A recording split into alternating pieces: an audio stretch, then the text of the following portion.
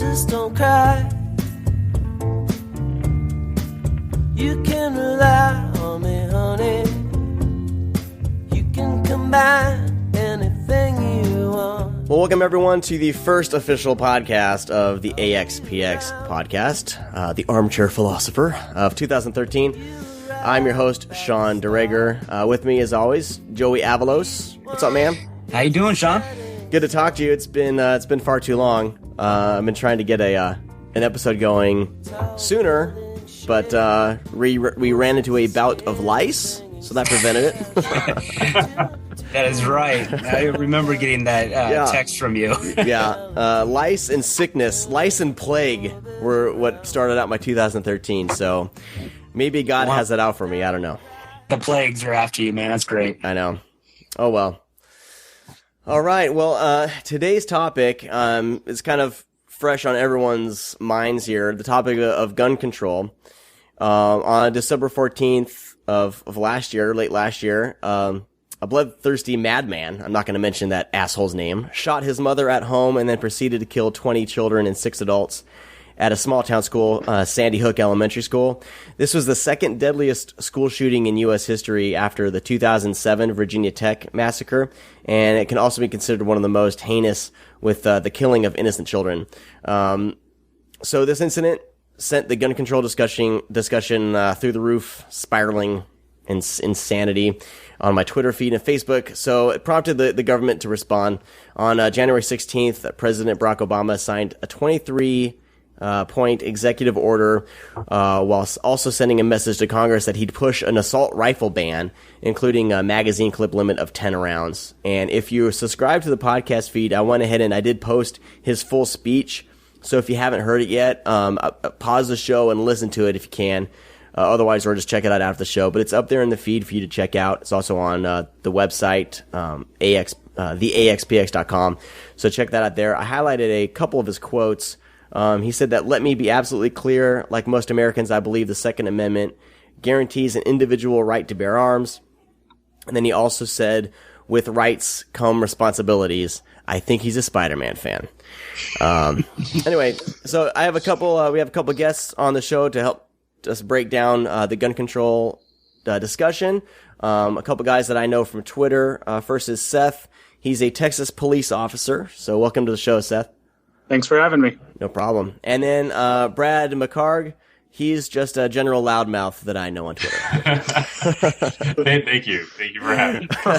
Professional. Come on now. Brad is actually a film journalist. Do you do other sort of writing as well, Brad, or? Basic freelance garbage. Excellent.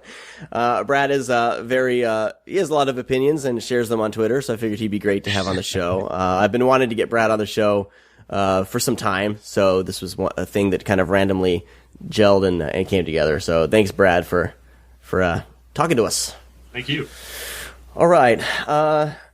So I figured, first of all, we can go around and kind of give our opinions on gun control, our kind of general opinions, if there should be gun control, if so, briefly, what kind of control, things like that. Joey, I'm going to pass the hat to you to start us off. Yeah, actually, can you hear me? Yeah, yep. Okay, perfect. Well, why I was interested in this show, because I really don't have an opinion, because I've heard from different angles, and some I agree, some I disagree, but really I think it comes down to it. I haven't really been passionate about guns in the first place. I never grew up. I'm not a hunter. I don't own a gun. I never wanted to own a gun. So guns are just not in my head at any time of the day. So, I'm really looking forward to this conversation because, hopefully it'll give me some more stuff to chew on to really come up and make up the decision that I really don't have an opinion on right now. So thanks for having this show, Sean. I appreciate you bringing this up because we usually talk about other things, like religion and other kind of philosophies. So this is, I'm looking forward to it. Yeah, I'd say there's a philosophy of gun enthusiasm. Right. Seth, what do you think about the whole gun control debate? Like, what are your kind of general opinions of it? Well, my opinion's always been, you have to understand, I'm a political independent, which by default makes me the token bleeding heart liberal of my police department. But I remember when the assault weapons ban was lifted in 2004, I was still in high school. And I remember thinking to myself, why would anyone who's not a police officer or a soldier need to own these weapons? I couldn't understand it. And as far as my current state of beliefs, I'm okay with people owning hunting rifles and shotguns. I'm pro concealed carry, but I do believe that we need to increase the training drastically. I don't think there's nearly enough training that goes in with understanding what real life scenarios are. As far as assault weapons go, I still hold to the belief that only police officers and soldiers or former police and soldiers should be allowed to own them because they're things that we use. They are assault weapons. We use handguns as defensive weapons and assault weapons when we need to go into a situation and take care of it. But I also believe that people do have the right to defend themselves.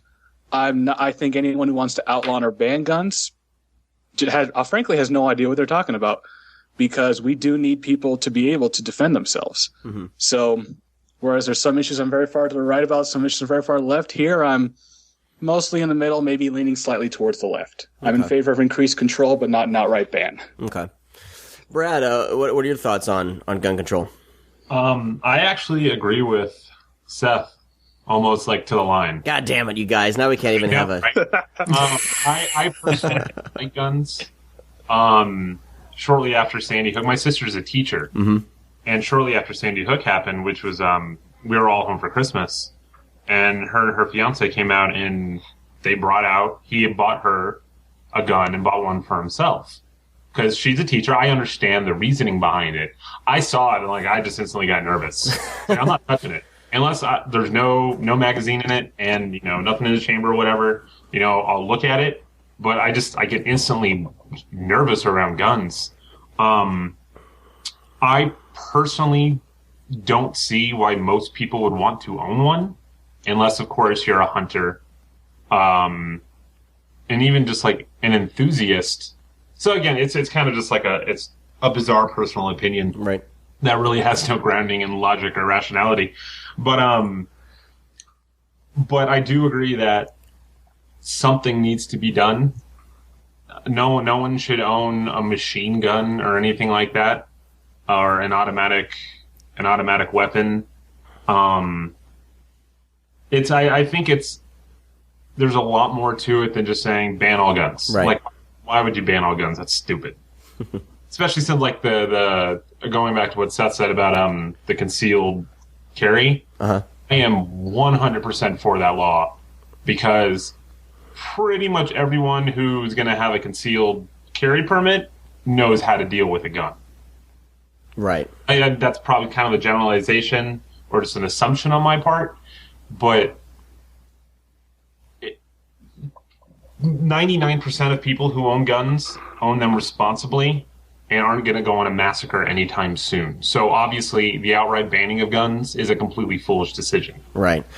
So good, man, and it's good. I'm actually thinking about doing a part 2. I'm going to be talking to my dad tomorrow, and he's very much libertarian gun owner. He actually has a concealed carry permit, so I'm going to talk to him exactly the specifics and how he got it. And then I'm going to be trying to get a hold of my uncle, who's kind of more leaning more to liberal, and I think more. I'll talk to him about it more. Kind of, he supports a lot of banning of guns. So I'm going to have a talk with them. Hopefully, we can elaborate kind of those mindsets a little more in the kind of the part 2. If you're not sick of the gun control conversation after this, but I guess my opinion on gun control. I was raised around guns. We lived in Northern California, and my dad would, when I was young, 7 or 8, he bought us 22 rifles and would take us to the shooting range. So during that, we learned a lot about how to properly use a gun, how to load a gun. You never point a gun at anyone. If you are not using the gun, you make sure the chamber is open, bullet cleared.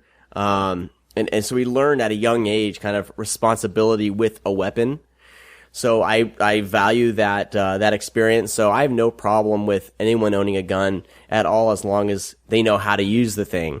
We moved to Iowa, so that's definite hunting country. So I was around shotguns, pistols. my dad actually drove a truck, and so him and I are going to talk about more of this, but he actually had a gun in his truck, and he would have people try to break in to his truck as he was sleeping, and he's pulled his gun many times on people to keep himself safe. So, so through that experience, owning a gun for personal defense and owning a gun for hunting, I have no problem with that. I have no experience with collectors and people who'd want to collect a AK-47 or any like assault rifles. I don't feel the need for an arsenal or anything like that. So, I think as long as you have training, as long as you properly know how to use a weapon, you've by all means own a weapon. Maybe we need to tighten up our licensing. I don't know what goes into licensing. Seth, maybe you can elaborate on Texas's laws, but as long as you properly use it, you're properly trained, and I have no problem with anyone owning a gun, even if it is like an assault rifle or anything like that. As long as you have the necessary permits, you know how to use it, by all means. If you're a collector, I don't care. You're generally probably not going to be a crazy wacko. And of course the 1% of these idiots kind of spoil it, for everyone. So that's kind of my I guess my stance on it. Always the 1%, isn't it? Exactly. So President Obama spoke the other day, and he outlined like 3 points. And number 1 was a universal background check on anyone wanting to acquire a gun. Number 2, Congress should restore the ban on military-grade assault rifles and a 10-round limit on magazines. And then number 3, he said Congress needs to help not hinder law enforcement from doing their jobs. And then after that, he signed a couple bills, and then after that, they did post the 23 executive orders that he in fact signed. Interestingly enough, and what a lot of people didn't realize was when they all started blabbing on Facebook and Twitter, he actually did not sign an assault rifle ban into place. It was more he was going to press Congress, and it's still up to the people, their congressperson, and they're going to, sometime this year, there's probably going to be a vote. So, because the discussion spiraled into, what should be banned, what shouldn't be banned. That's all I saw on Facebook. Did you guys see kind of the same thing?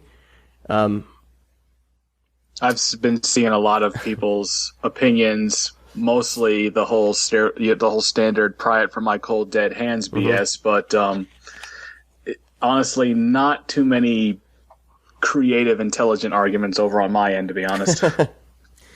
And I actually have some comments set aside for later that we'll go into, which should be interesting. So, all right. So, I'm trying not to make this episode get too boring, and so I want to rattle through these 23 executive orders. If something comes up that we may want to elaborate on, feel free to stop me, and we can move forward. Does that sound fair? Sounds good. Okay. All right, so the number 1, issue a presidential memorandum to require federal agencies to make relevant data available to the federal background check system. Number 2, address unnecessary legal barriers, particularly relating to the Health Insurance Portability and Accountability Act that may prevent states from making information available to the background check system. Number 3, improve incentives for states to share information with the background check system. Number 4, direct the Attorney General to review categories of individuals prohibited from having a gun to make sure dangerous people are not slipping through the cracks. Next, 5, pros rulemaking to give law enforcement the ability to run a full background check on an individual before returning a seized gun. Number 6, publish a letter from ATF to federally licensed gun dealers providing guidance on how to run background checks for private sellers. Number 7, launch a national safe and responsible gun ownership campaign. 8, review safety standards for gun locks and gun safes. Number 9, issue a presidential memorandum, to require federal law enforcement to trace guns recovered in criminal investigations. Number 10, release a DOJ report DOJ report analyzing information on lost and stolen guns and make it widely available to law enforcement. 11, nominate an ATF director. 12, provide law enforcement, first responders, and school officials with proper training for active shooter situations. 13, maximize enforcement efforts to prevent gun violence and prosecute gun crime. 14, issue a presidential memorandum directing the Centers for Disease Control to research the causes and prevention of gun violence. 15, direct the Attorney General to issue a report on the availability and most effective use of new gun safety technologies and challenge the private sector to develop innovative technologies. 16, clarify that the Affordable Care Act does not prohibit doctors asking their patients about guns in their home. 17, release a letter to healthcare providers clarifying that no federal law prohibits them from reporting threats of violence to law enforcement authorities. 18, provide incentives for schools to hire school resource officers. 19, develop model emergency response plans for schools, houses of worship, and institutions of higher education. 20, release a letter to state health officials clarifying the scope of mental health services that Medicaid plans must cover. 21, finalize regulations clarifying essential health benefits and parity requirements with ACA exchanges. 22, commit to finalizing mental health parity regulations. And number 23, launch a national dialogue led by Secretaries Sebelius and Duncan on mental health.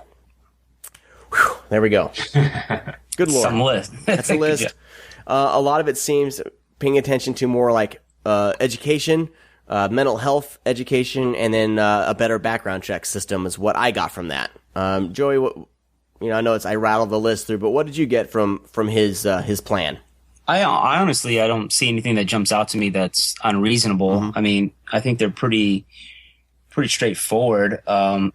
I think I get the issue more. I have no issue with Obama's 23 executives. I guess I need to dive into it a little bit deeper, but I might find some. But other than that, I pretty much agree with everything that you said. Yeah. So, Seth, on that list, the list that I read, does anything jump out to you, or does that seem like a pretty reasonable list?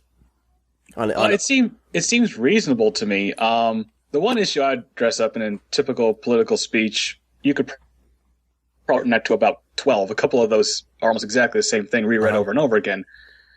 But to me, a lot of them seem pretty common sense. It seems to me if you want to buy a weapon, then you should have to have a background check. Even I have to go through a background check, and I give them my police ID card and my Texas Peace Officer license when I buy a weapon. Right. So it seems to me like if they're doing a background check on me, and I've already proven that I'm mentally sound enough to enforce laws and carry weapons, they should be doing that on everybody. And as far as the mental health things, I know that some doctors feel there's a doctor-patient confidentiality, but the reality of the situation is when you're talking about other lives being at risk, you have a moral obligation to try to stop that, to do whatever you can to stop it. Right. I think my favorite is the training for more active shooter situations. I've been through my alma mater of Texas State University actually started a program after Columbine called Alert Active Law Enforcement Rapid Response Training. It's basically active shooter training. I've been through it twice, once in the academy and once last year over the summer.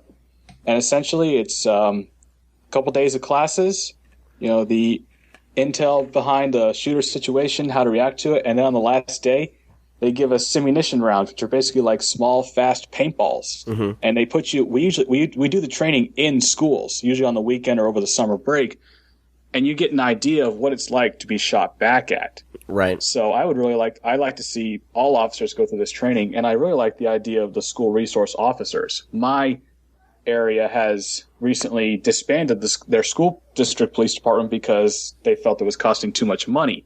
So now all the agencies in the area, we all have school resource officers. And I've done some work as a school resource officer.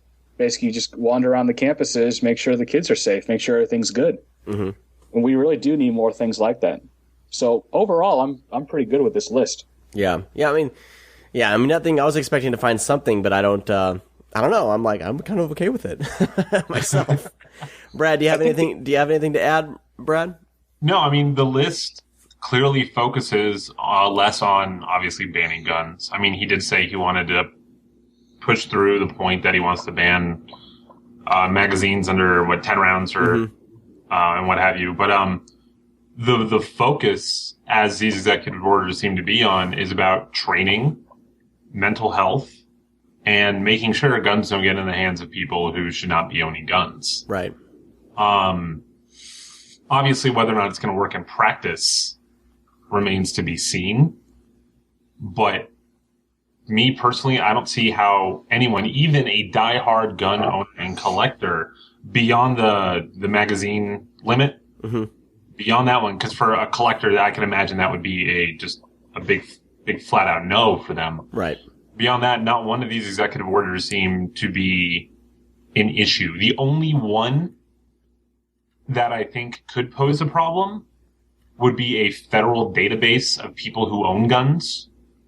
Right. I think that kind of crosses a line into territory that, you know, on the face of it, you think, yeah, it could be a good idea because now we know who owns the guns. But at the same time, is there a federal database for people who carry medical marijuana cards? Right. That's actually a legit question. I don't know if there actually is. I don't know. But that's the only one that I can see posing a potential problem. But of course, most of the people who are up in arms about this, I've seen two types of people. You've got responsible gun owners who just are flat out, oh, Second Amendment, don't infringe on my rights. I have every right to own a gun. I'm not going to kill anyone, blah, blah, blah, blah, blah. Then you've got the Alex Jones type people who think that this is the next step towards the government completely taking over your lives and you know, tyranny, blah, blah, blah, blah, blah, blah, blah. It's like, that's not going to happen. Right. I mean, yeah. We are not in such a horrible state that our government is going to completely take over and we're going to have no means to protect ourselves. Basically, people are misinterpreting the Second Amendment. Yeah. But kind of went off topic there. But to answer your original question, I don't see many issues with the lists, save for those first few. Yeah. All right, let's jump into some discussion questions here that I typed out. And Joey, if you have any questions after I go through these, do you have any? Yeah, I mean, I guess I have more of like stuff I've heard, like kind of what Brad was touching base on, you know, arguments in defense. Okay. You know? All right, cool. So we'll go through these discussion questions and we'll kind of do a round table answering these questions and kind of just discussing back and forth. And, you know, it sounds like it's funny because we're all kind of in agreement in one way or another. So that no sparks are going to fly on this show, people. Sorry. Which is good. I mean, it's just we're getting this conversation out. And then people can comment like all they want on Facebook, I guess. But yeah, we'd love to hear from you. If you have an opinion on this, definitely on Facebook, go to facebook.com/theaxpx.com. And on this post, you know, type away. You can also send an email to me and I can read it on the next show if you guys want. It's Sean, SEAN @theaxpx.com. Or of course, fire away on Twitter at theaxpx. All right. So, first discussion question, and I just kind of last night, just threw these down and I actually added one that you guys don't have on your list. So we'll talk about that in a second. All right. So in your ideal society, like if you were, I was in I had these like reviews with one of our bosses at work, and he said, if you were king for a day, what would you do here at work? And of course, I was like, well, I don't know. Do you really want me to answer that, sir? But what would be your like preferential gun control legislation? Joey, what do you think? Man, starting off with me. Thanks. Yeah, King of the day. Okay. Well, I honestly, it's really tough because, I mean, I do believe in the Second Amendment, that we need to protect yourself from, you know, intruders in your home, or if anyone's causing any threat to your loved ones, your family members, or society in general. But I think what we could touch base a little bit later on is just the whole Second Amendment and even the Constitution. I mean, is there going to get to a point that we're going to have to update some stuff because, you know, It's not the 1700s anymore. And like, this is a valid question, I think, that I'm all for the Constitution and people's rights, but, I do think we need to it's going to get to a point, society and the world in general it's changed so much and drastically that do these amendments and these rights still uphold, and are they really clear enough to protect people's rights, and if we need to adjust them. So in my society, I wish there wasn't guns. If I had an ideal society, that doesn't mean that violent crimes wouldn't happen. I guess I'm kind of like Brad. I get a little nervous around guns. So, I mean, I don't have one in my house, so it makes me feel better because I hear so many horror stories about kids, accidentally getting into them and shooting themselves, or even the owners have more of a chance. I've heard, and I don't know how much this is true, but, correct me if I'm wrong, but most homeowners that have guns, they're more likely shooting themselves than actually having to use it against someone else. So that's my ideal situation, that no guns, but is it reality? No, of course. Brad, what do you think? My ideal society, obviously no guns would be awesome, but obviously that's not the reality of the situation. My preferential gun control legislation would be just, stricter rules and regulations involving acquiring a gun.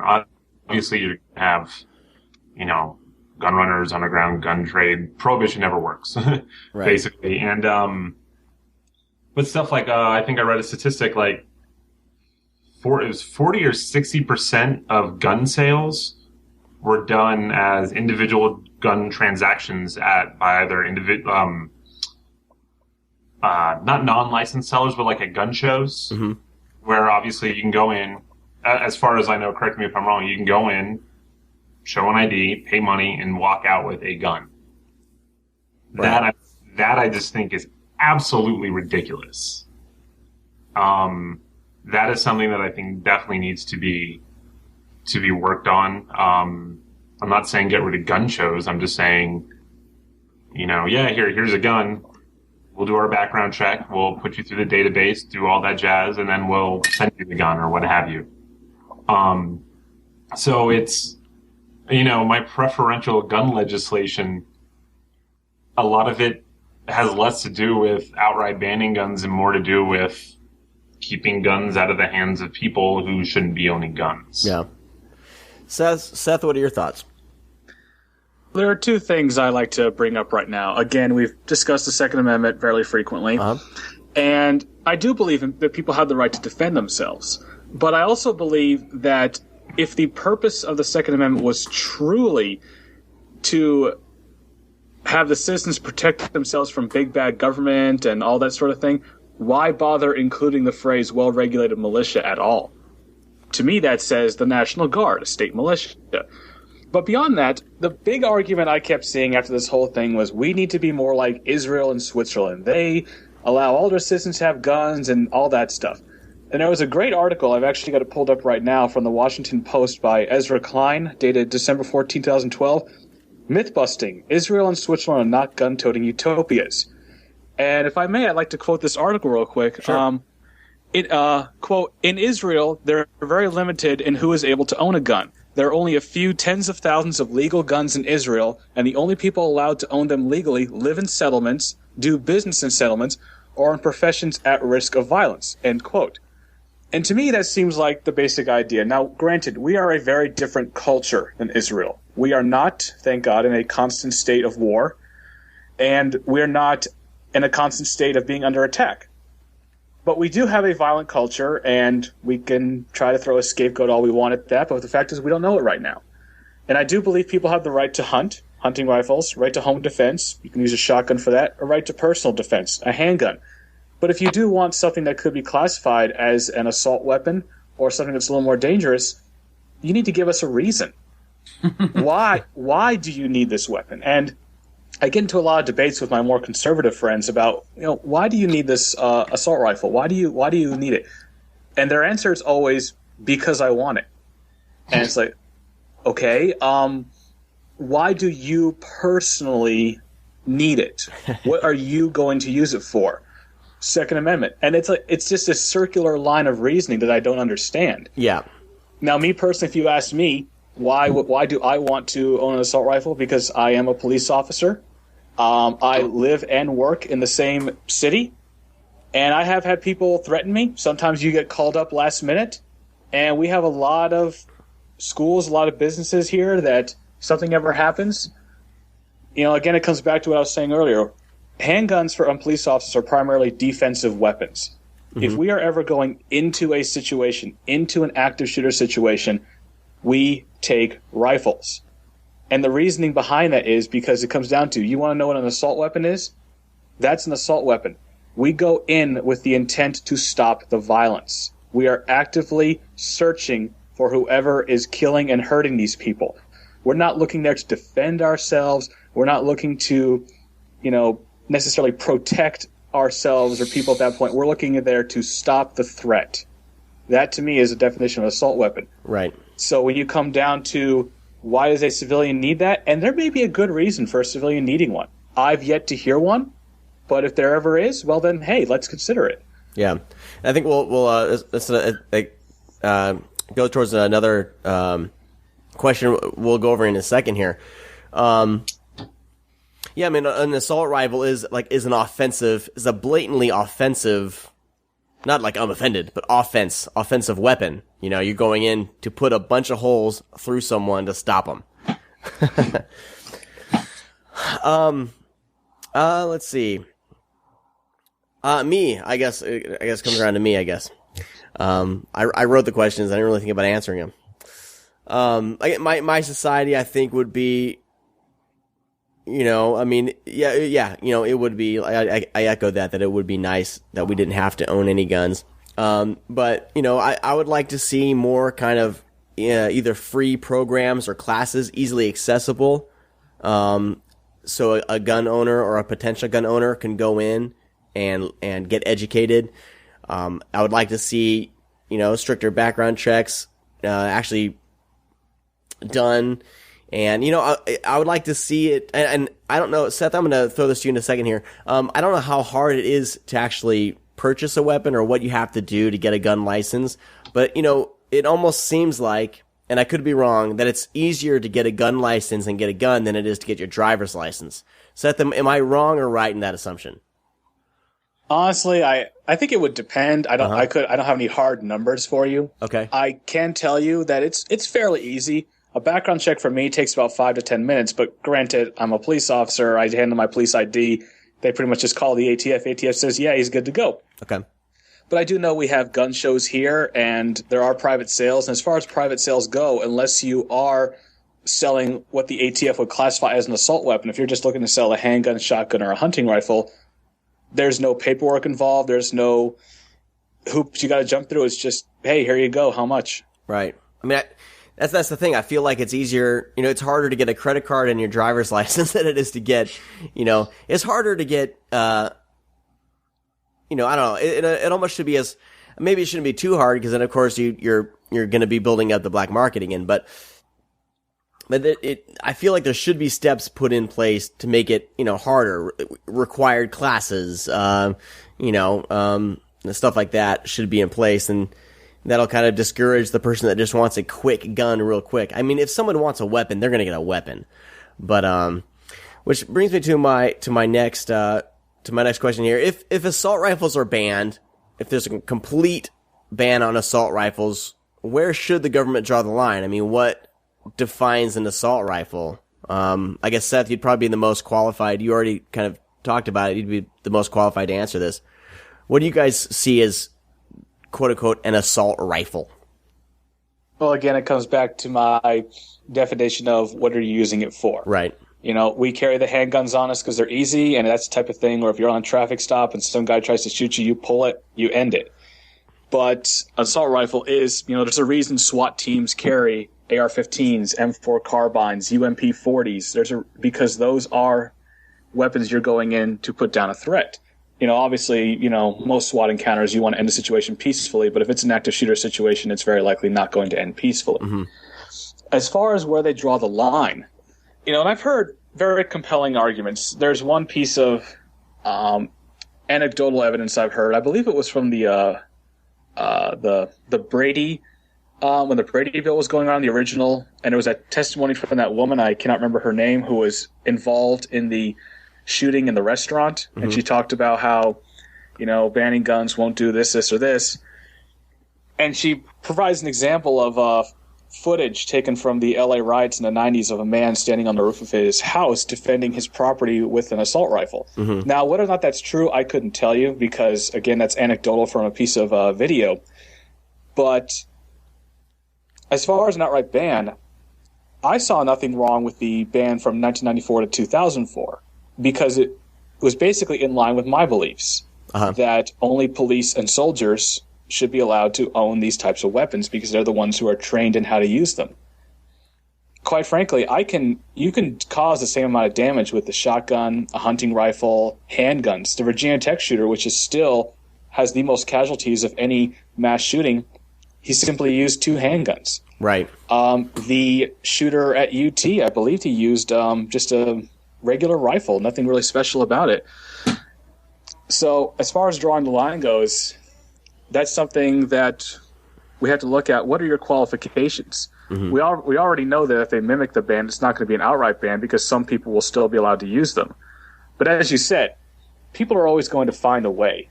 No matter what we do, no matter what laws we put in place, as Brad said, prohibition does not work. People will find a way. Yeah.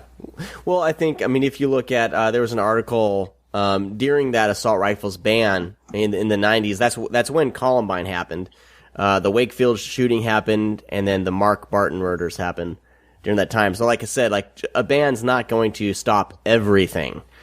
But if it deters, I'm not sure. I don't know. Me personally, I don't know if a ban is definitely the right way to go. I guess it's something that could be up for conversation, though, and I don't have a problem with with it being discussed. And if there was one, it's not going to affect me. I mean, I don't own guns. I'm not a gun owner. I don't need one. This is the example I always use. I've talked to a couple of our local schools in the area about security and these sorts of things. And the reality of the situation is you could make a school the most secure place in the world.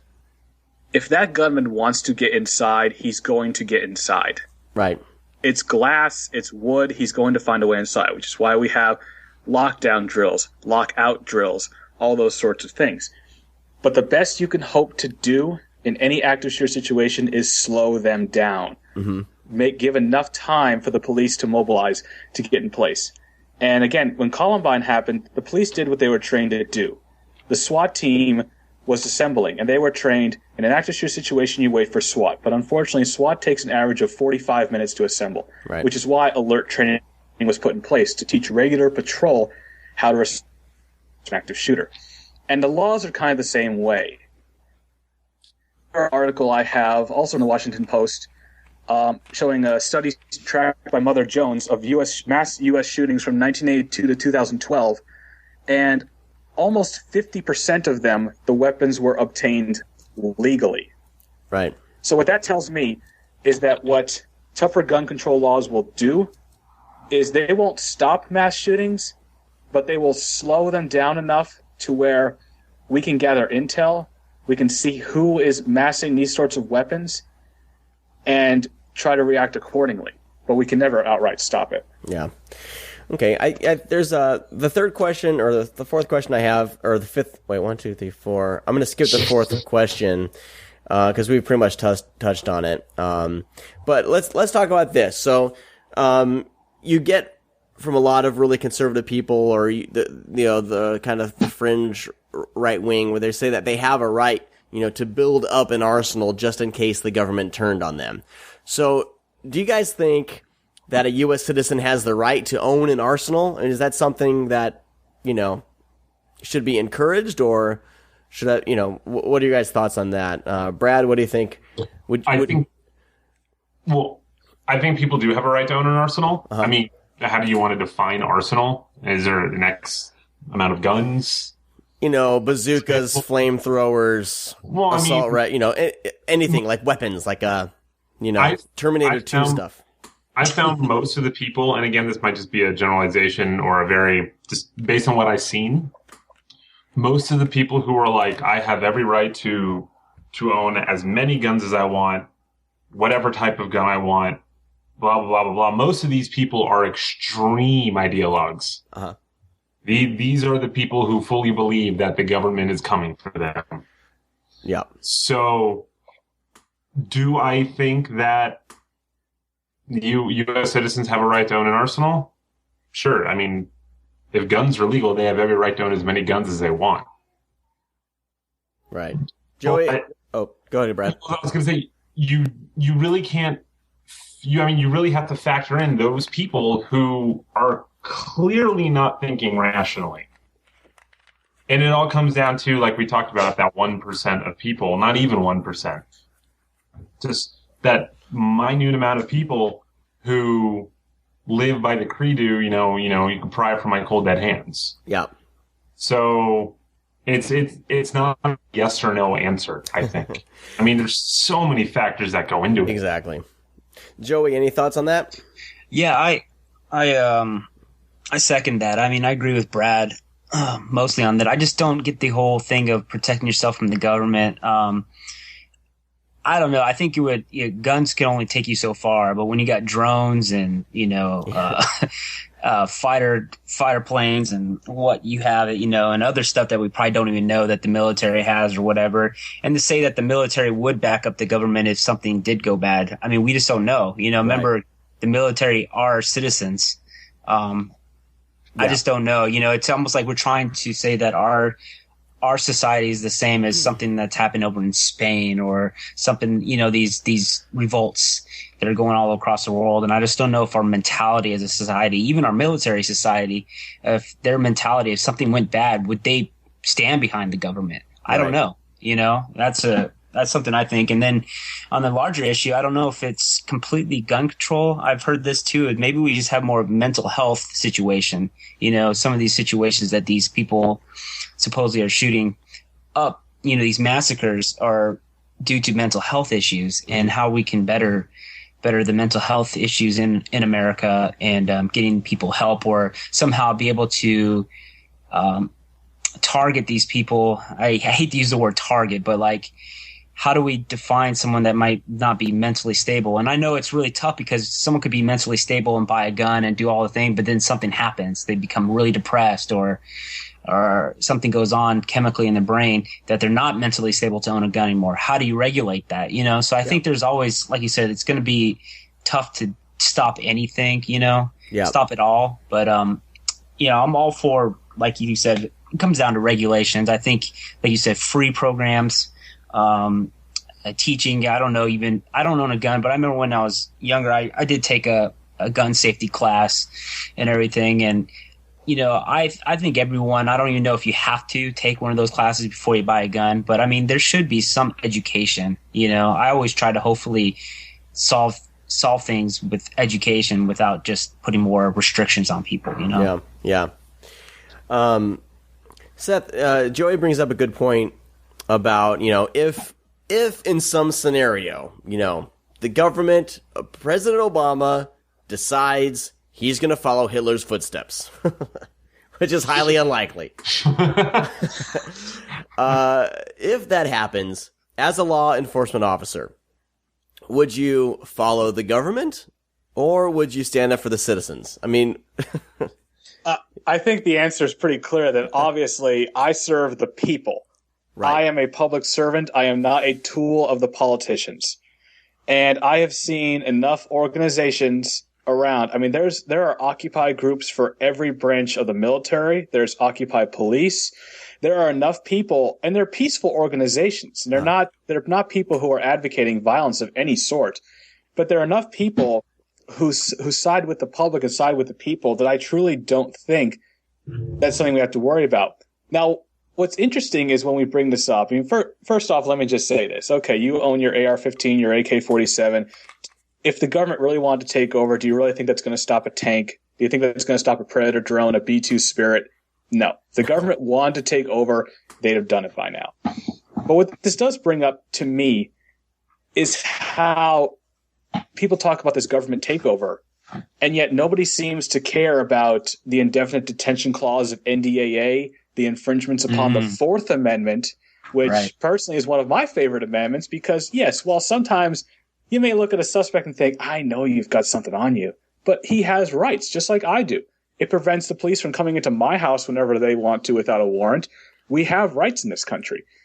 But no one seems to care so much about that as much as they do the Second Amendment, which I find very interesting. No, go ahead. I say you bring up a good point. The NDAA, I mean, that's something, that's a whole nother issue for sure. Joey and Seth, can you elaborate on the NDAA a little further?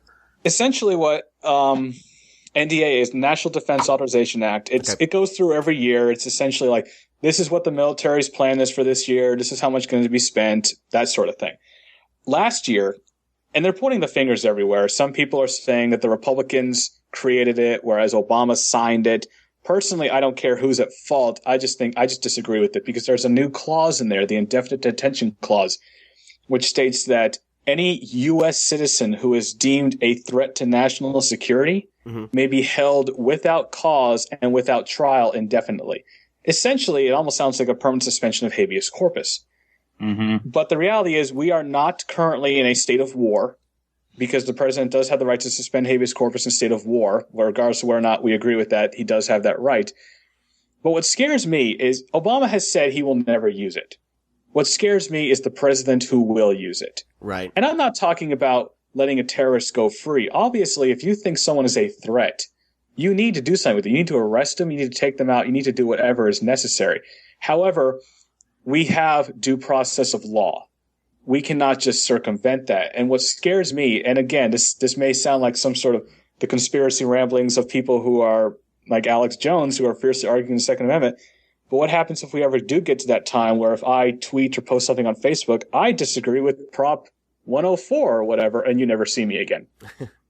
That's what scares me more than this, to be honest. Yeah, but getting back to the original topic at hand, as far as the arsenal, my partner has what you would call an arsenal. He has shown me pictures of all his guns, and he doesn't even just have, I have one of this gun, I have one of this gun. No, he has like 4 of the same type of rifle. He's a gun collector. He's also a man who I trust with my life, who I have literally walked through hellfire with this man, and we have done so many things I still can't talk about because the cases are under investigation. Someday I will, because they make for very good. But he's a person who I trust. So as far as an arsenal goes, like you guys have already alluded to, it depends on what are we defining in explosive weapons and that sort of thing. Then that's something they shouldn't be having. If someone has 522 rifles, then is that an arsenal? Right. We don't know. So that it is a non-issue. It's more of the state of what type of weapons are they, and what's the personal state. Yeah. I threw this out on Facebook the other night, kind of joking, like half joking, but I posed the question like, well, what about like weapons like flamethrowers or bazookas? Like, are those legal? You know, like for the gun collector or whatever. And I kind of did it tongue in cheek. But one of my friends, we go back. I used to live with him in Oklahoma. He was a roommate of mine. Now he's very much a gun enthusiast, gun collector, and he is, you know, very much up in arms. I was trying to get him to come on the show today, but he had to work. So someday we'll have him on. Maybe in a more of a debate setting, I can do that. I don't know, but anyway, I asked about like flamethrowers or bazookas, like are those legal? And he told me, and this is quoting from his response to me. He says you just have to apply for an NFA tax stamp to the ATF if your state allows it, then get it approved by your local sheriff. And then he says the problem with those who are anti-gun is that they usually have no clue what they are talking about when it comes to firearm laws, and even the firearms they choose to discriminate against. Even if they ban assault rifles, you can still apply for NFA tax stamps and get what you want as long as you follow the law. And then he actually showed me that there's a link for the ATF.gov. I guess defines these as destructive devices. and the destructive devices such as grenades, bombs, explosive missiles, poison gas weapons, etc. That says any firearm with a bore over 0.50 except for shotguns or shotgun shells, which have been found to be generally recognized as particularly suitable for sporting purposes, is, I guess, defined as a destructive device. So I guess it is technically legal. You can own those. Seth, have you heard anything like that? Honestly, that's federal law. As you implied, it's done through the ATF. I don't think about that, but if it's federal law, then that's something that's out of my jurisdiction. Yeah. Yeah, I have no idea why anyone would want to own one of those either. But I can think of reasons why they'd want to. I can't think of reasons why they should. Well, the impending zombie apocalypse, of course. Oh, well, that's a whole other podcast altogether if we're going to talk about zombies. I just like the term destructive tool, destructive purposes. Uh-huh. The defining line is just bizarre to me. Yeah. Yeah, I agree. Well, this weapon, which will put a hole 6 inches in diameter in your torso, is illegal. That's destructive. This one, which is only 5 inches, that's cool. Yeah, exactly. Because between 5 and 6 inches, the deer might live. Come on now. I pose that you could possibly use a flamethrower as a hunting device because you can kill and cook your food right there. So, I don't know. The pragmatic solution to the flamethrower law. In this last section here, I combine a whole bunch of Facebook comments that, ended up on Facebook and everything, and I'm not going to read anyone's names. I've left all the names out. Joey, did you have a few Facebook comments that you'd want to kind of pick and read some of the more either thought-provoking or entertaining ones? Yeah. Well, I think some of them already kind of stated the same things we said. Yeah. But the one that stands out to me right now, it says, hey, Joey, if states can pass laws making federally illegal substances legal to buy and use in their state, why can't each state then pass gun laws making it legal to own whatever type of gun they see fit, even if it's deemed illegal by the federal government? Who would they prosecute first, the gun owner or the pothead?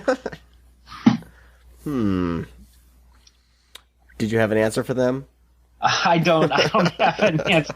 I mean, it seems like more of a libertarian kind of viewpoint of letting the states decide, keep the government as small as federal government as small as possible, and which I'm all for. I just don't.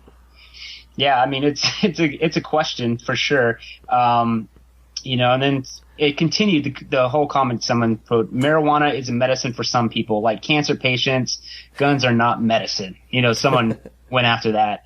And then someone came back and said, let's not be naive. We both know that vast majority of marijuana is not for medical purposes. It's recreation. Guns are for protection through. And I would argue they save more lives than marijuana. So that was the interesting exchange on my page. Nice. Seth or Brad, did you have any that you stick out in your mind? I know you don't have any written down that were just like kind of batshit, like what the heck is this person talking about? Did you have any kind of just really out there arguments? Brad, go ahead and start off. Do you have anything? Not specifically. I've mostly stayed away from the whole gun control debate beyond, random musings on Facebook on occasion. But to go back to what Joey was talking about, the federal versus state laws. Again, it's easier than just a yes or no answer, or it's harder than just a yes or no answer. I think the idea of states' laws, when put in the contrast of, federal laws, is absolutely ridiculous. The fact that people, I read one story of a guy who owned guns, and he moved. He drove cross country. And he was a legal gun owner. He had a permit. He had everything you're supposed to do within the state he lived in. Mm-hmm.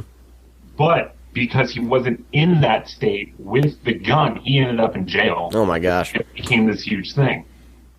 Same with like pot laws.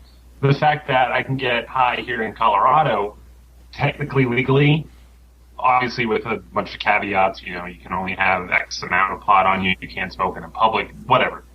But the fact that I can't go over to Kansas and do the same thing, and unless you can, in which case go to Kansas. But I just find that absolutely ridiculous. And I mean, that also extends, I know I'm kind of getting off topic, but it also extends into, like, gay marriage is legal in Colorado. Gay marriage, or I think it's, I don't know. But in the states that it is legal, your marriage is recognizable in this state, but not in this state, which poses further problems should you get ill in this state, but not the state you were married in. And although your rights are stripped away because one state's government didn't see fit to afford the same rights as another state. So it's like that is far more disconcerting to me than anything else. Yeah, it sounds like the separating each state into their own little governments almost overcomplicates the issue. And my dad, if you're listening to this and you want to have this elaborated on, believe me, it'll be elaborated on the part 2 episode when I talk to my dad about this. We'll definitely talk about this. I'm gonna add this to my notes to talk about with him. Seth, did you have any kind of just crazy facepalm kind of comments on your Facebook or anything like that that you can get into, or if you don't, that's fine as well? Facebook, I mostly see a lot of, like I said earlier, the pry it from my cold dead hands mentality. But some of the other things I've been seeing really, really concern me. Again, I've got another article here from Salon, and I like Salon because even though they're left-wing biased, they do tend to still call out their own, which should be the right of any media organization. But it's called "Far Right Loses Its Collective Mind Over Possible Gun Legislation," written by Don Terry of the Southern Poverty Law Center. And there's a quote here, and again, this is me reading the quote of an individual who said, this is not me saying this. Bob Owens is the individual who made this comment, and I'm quoting what he said. Quote, "The 535 members of the House and Senate in both parties that are allowed such a law to pass would largely be on their own. The Secret Service is too small to protect all of them and their families. The Capitol Police too unskilled, and competent private security not particularly interested in working against their own best interest at any price. The elites will be steadily whittled down, and if they cannot be reached directly, the targets will become their staffers, spouses, children, and grandchildren. Grandstanding media figures loyal to the regime would die in droves, executed as enemies of the Republic." Now that is what scares me, because these are people hinting at civil war and targeted assassinations if gun control laws go through. And I know that even though police officers are not directly threatened in this, the Capitol Police are hinted at, but it reminds me of an incident, and I wish I could remember where, I believe it was in Tennessee in the outskirts of Memphis, but there were these two police officers who pulled over a father and son. You guys may have seen the video from it. It's a popular video. But this father and son were part of the sovereign citizens movement. And it's pretty prevalent throughout the southern states and some of the Midwestern areas. And they believe that they hold no loyalty to the United States government. Their belief is that they are, quote-unquote, American citizens and not subject to our laws. So what these two guys did is, halfway through the traffic stop, the son jumped out with, I believe it was an AK-47 rifle, and murdered both police officers. Wow. The father and son were later found in a Walmart parking lot, and they were only stopped after a shootout, which ended in a very dramatic fashion when a game warden crashed his duty pickup truck into their vehicle to wound them to stop them from shooting. That's how serious the situation was getting. Wow. But they had to actually ram one of their patrol vehicles into them. And this is what concerns me, is that if you're a responsible gun owner and you truly want to just protect yourself, I fully support that. I will do anything to protect my family. And I can promise you I'd actually be more dangerous without a gun. But but if your best argument is pride for my cold dead hands, or any sort of threats of violence, you are not proving to me that you are a responsible, non-violent person. Right. Yeah. Even one of my heroes, Gandhi, and I believe I'm paraphrasing, but he once said, "When faced with cowardice or violence, I would advise violence." But that is a situation where you're still promoting peace. And that's my big message here, is that if you're going to make your cause known, the last thing you want to do is say anything of a violent nature, because all you're doing is proving your opposition wrong. You're making responsible gun owners look bad. Right. Yeah. Give us some good reason. Don't just give the other side ammunition, so to speak. Yeah. Don't give threats. I mean, yeah. If you're like that, you're not part of the solution at all. You know. All right. Let's see here. I had. I didn't really have any idiotic ones. I think it shows that we actually have a lot of, wealth. People who are actually using their brains for the most part. So I didn't have any major ones. Let's see. The only one that I can pick out here is there was an exchange on my personal one, and from one of my friends, and he said, and I think I'm adding a few, kind of pushing his together into kind of a paragraph. He said, "I own several, quote, assault weapons. They don't just open their own case, unlock, load themselves, and start killing people. Government infringing on our rights is more frightening than people with guns. I own guns, but because I enjoy shooting. I target, shoot, hunt, and shoot competitively. But most of all, I have one because our Second Amendment in the Bill of Rights states I can." Seth. I also have several pistols and other rifles. Shooting sports are and have been a way of life for me. I don't see how demonizing a piece of metal will keep any of you safer. Good people with firearms can. Criminals will always break the law, but saying that a law-abiding citizen should be punished for the firearm he or she chooses is an infringement on our rights. I'm all about freedom. My forefathers and family members didn't fight in countless wars and come home maimed and heartbroken so that government can dictate every action or choice I make. Planned Parenthood kill over 300,000 babies a year. Oh. Assault rifles kill a total of 1% of all firearm-related deaths last year. More deaths were caused by murder with a hammer than assault rifles last year. I'm not sure where he got that last statistic from. So that was probably the most, the most vocal on my Facebook wall. So. I just love how every time it comes to the gun debate and, citing the Second Amendment is my right as a free American, blah, blah, blah, blah, blah, blah. It's like everyone just becomes so passionately jingoistic about their country. Yeah. When it comes to guns. Right, yeah. It's bizarre to me. Yeah. It's like, I love America. It's a great place to live. I think it's really stupid a lot of the times. Its citizens are really stupid a lot of the times, and its rules are very stupid most of the time.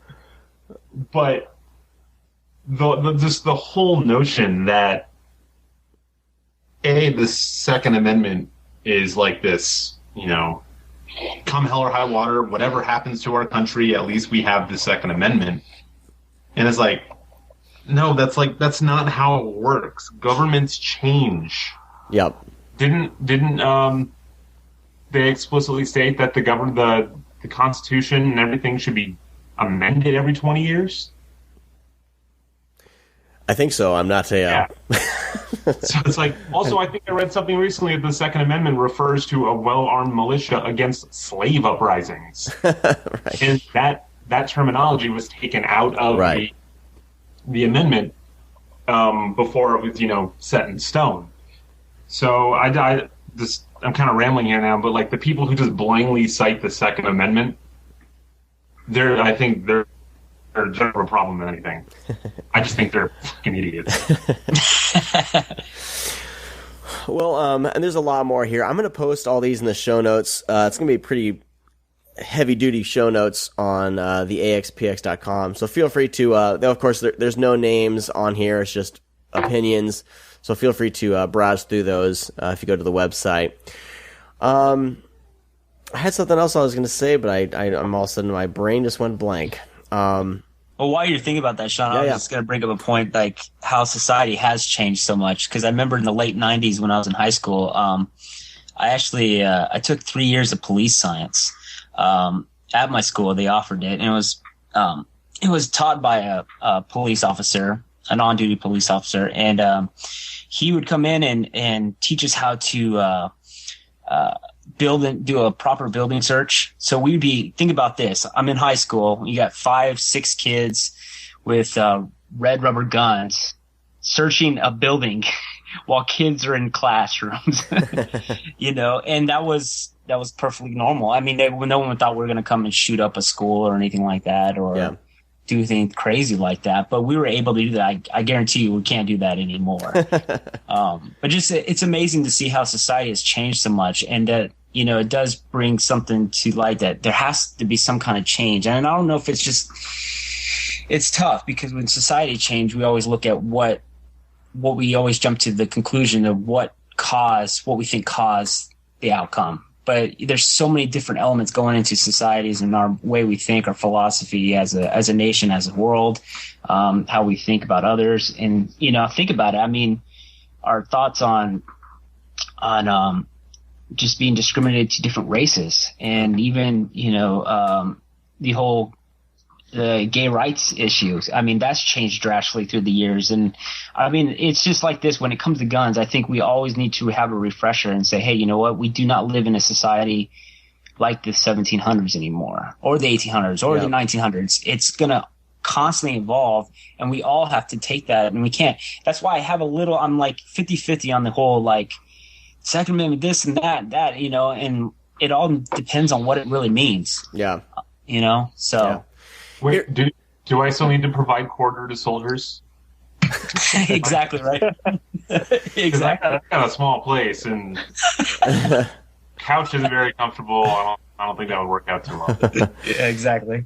Here's what I was going to say. I find it interesting that, with the far right, people that we talk about, and I genuinely, I hate the term right, left, liberal, conservative, and all that kind of stuff, but I guess everything has to have a label, right? So, anyone on that kind of the far right, they want to regulate gays, they want to regulate a woman's vagina and reproductive organs, but don't regulate our guns. It's like that kind of mindset, like there's something wrong there, So I feel like, we keep the conversation going and try to get as much rationality into the conversation as possible. And I think the one thing I'm noticing, and I can tell, Brad and I, we've had our disagreements on Twitter before, but I can tell I'm talking with a group of people who, regardless of where we put ourselves, we're all very open-minded. We all tend to be somewhere in the middle. And the fact is, I think most of society is in the middle. Yeah. Most police officers I know are in favor of stronger gun control. Most people I know, including myself, are in favor of gay marriage. Things like that. But the problem is, my personal hypothesis label of it is, I call it the concept of the loud minority, which is the people who are the most extreme on one side are going to be the most vocal on the subject. And that's what we see in the media. Exactly. We see the people on the far right, on the far left. And as a result, the people who we continue to elect are what we could call extremists, because they are far left, far right. And if that's truly where your beliefs lie, that's one thing. But the way the two-party system is, I could never make it in politics. Number one, I'm too honest. Number two, I would very likely be assassinated because I would anger some people. And number three, I'm an independent, maybe leaning slightly to the left. And the problem is, all the political parties wouldn't want to work with me. They'd say, no, you need to choose one side or the other. I was like, well, how do you feel on this issue? Oh, I'm pretty conservative about that. Oh, okay. How do you feel on this issue? I'm liberal on that. No, you have to be conservative on it. You have to be liberal on it. There's no room for open-mindedness or flexibility in our system anymore. Yeah. I agree. Well, guys, I think that's going to do it for this conversation. I feel like we've come to a good stopping point. I mean, these kind of conversations, they could keep going on and on.